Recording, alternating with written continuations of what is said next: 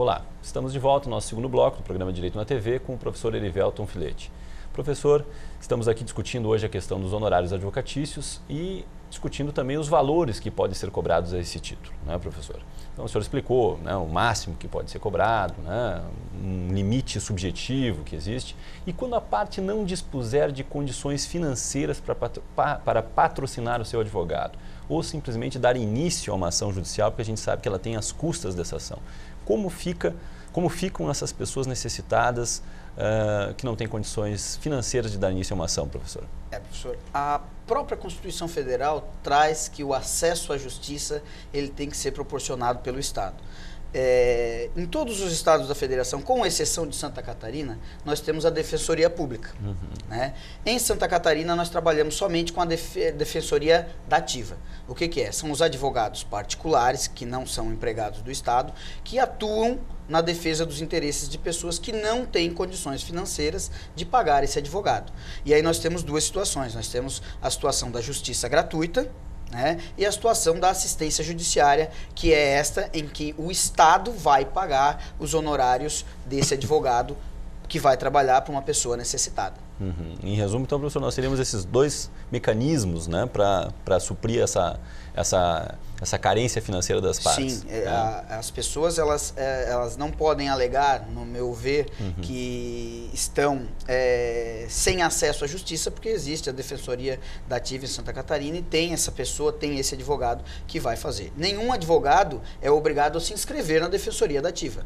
Agora, a partir do momento que ele se inscreve na Defensoria Dativa, ele tem que pegar qualquer causa para a qual ele for indicado e quem vai pagar para ele não é o cliente, quem vai pagar para ele é o Estado. Então, se o advogado estiver com o benefício da assistência judiciária para o seu cliente e ele cobrar honorários desse cliente, ainda que sejam honorários baixos, ele estará cometendo uma infração ética. E, na minha opinião, uma infração ética das mais pesadas.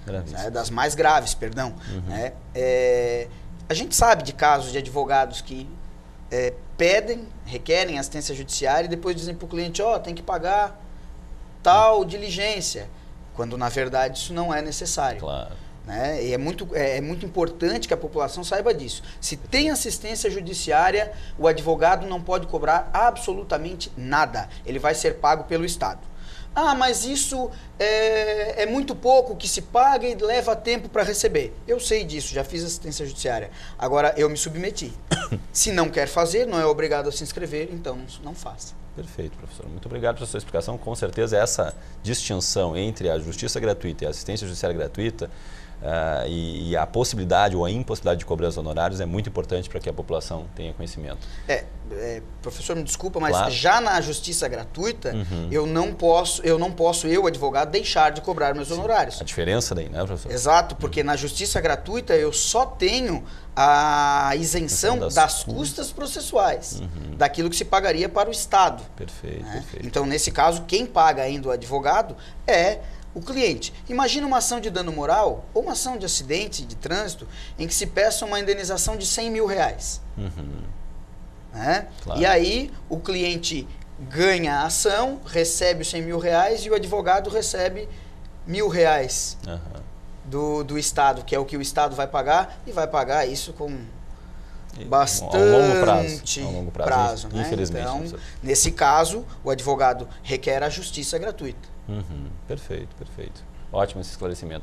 Professor, é necessária a contratação de um advogado, necessário que a contratação de um advogado se dê por meio de um instrumento inscrito de honorários, de contrato de honorários, ou esse contrato pode ser verbal? Como é que o que se aconselha, professor? A regra geral dos negócios jurídicos diz que os contratos podem ser verbais, desde que a manifestação de vontade seja efetivada de forma livre e sem vícios. O contrato de honorários, por ser título executivo extrajudicial, ele tem obrigatoriamente que ser feito pela forma escrita.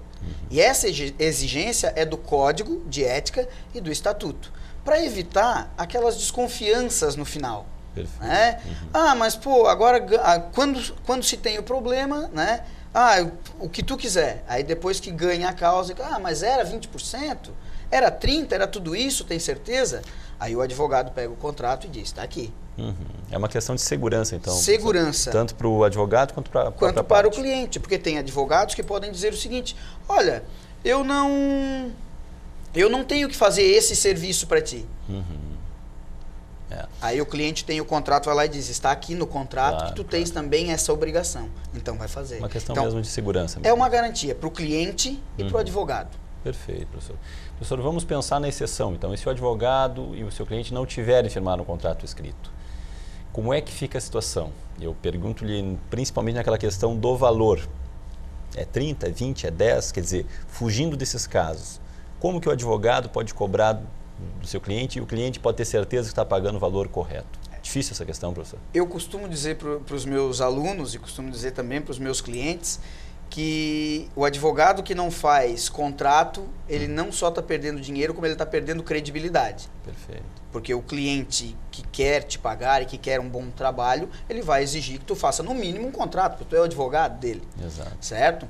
Agora, às vezes, e principalmente no início da advocacia, a gente comete aquele erro de não, depois a gente acerta. Por confiança? Por confiança, por ser alguém da família, por ser, né, e trabalhar para gente da família não é fácil, né? Claro. Para trabalhar para amigo não é fácil. Perfeito. Mas eu costumo dizer também que o amigo que é teu amigo, ele faz, a primeira pergunta que ele faz é quanto é?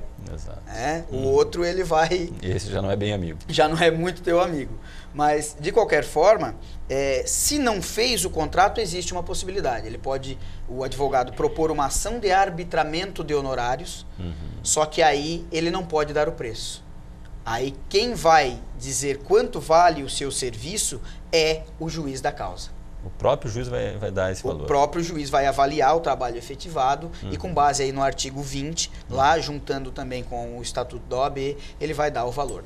O artigo 20 se referia àquela questão de zelo do trabalho do advogado, zelo, local onde foi efetivado, complexidade da causa, valor da causa, Perfeito. Quanto tempo essa causa mais ou menos vai levar. Perfeito. Professor, daremos continuidade então a esse assunto no próximo bloco, nosso último bloco. Faremos agora uma breve pausa e em alguns instantes estaremos de volta. Não saia daí.